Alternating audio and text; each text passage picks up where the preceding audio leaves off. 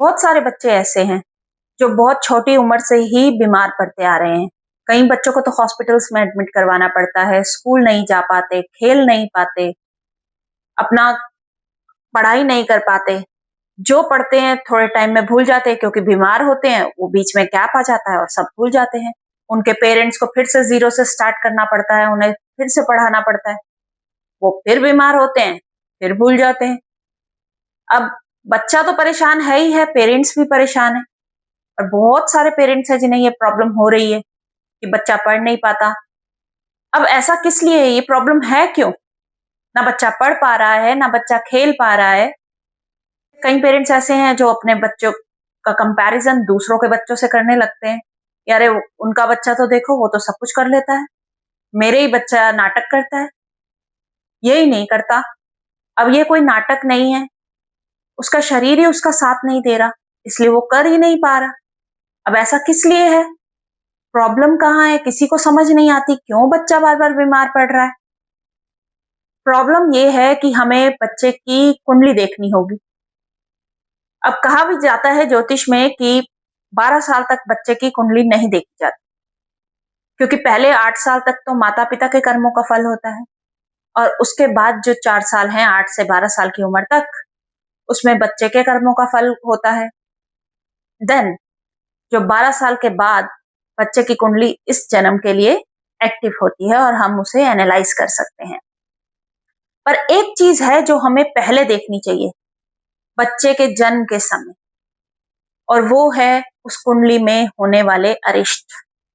हमें देखना चाहिए कहीं बच्चे की कुंडली में चंद्रमा कमजोर तो नहीं है, 6, 8, 12 भाव में तो नहीं बैठा हुआ, या फिर उसकी डिग्री शुरू की या अंत की तो नहीं है, किसी मैलेफिक प्लैनेट से पीड़ित तो नहीं है। अगर ऐसा है और उसका लग्ना लॉर्ड अष्टम भाव में बैठा है, ये सब चीजें हैं, तो हमें जल्द से जल्द बच्चे की पूजा करवानी चाहिए।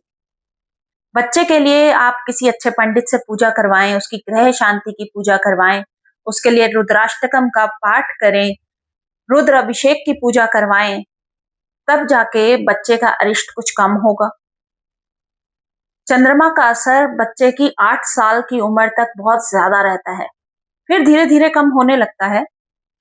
पर जब तक बच्चा छोटा है, वो अपने लिए खुद तो कुछ कर नहीं सकता, करना तो पेरेंट्स को ही पड़ेगा। आप बच्चे की पूजा करवाइए।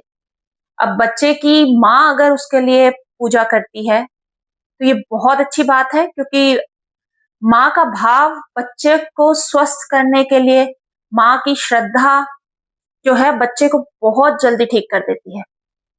अगर माँ अपने बच्चे के लिए संकल्प लेके दिन में 5 बार हनुमान चालीसा का पाठ करती है, एक कटोरी गंगा जल रख लें अपने आगे और 5 बार आप हनुमान चालीसा का पाठ पढ़ें, उसमें 3 बार फूँक मार के आप अपने बच्चे को पिलाएं, बच्चा बहुत जल्दी स्वस्थ हो जाएगा और उसको बार-बार कष्ट भी नहीं आएँगे।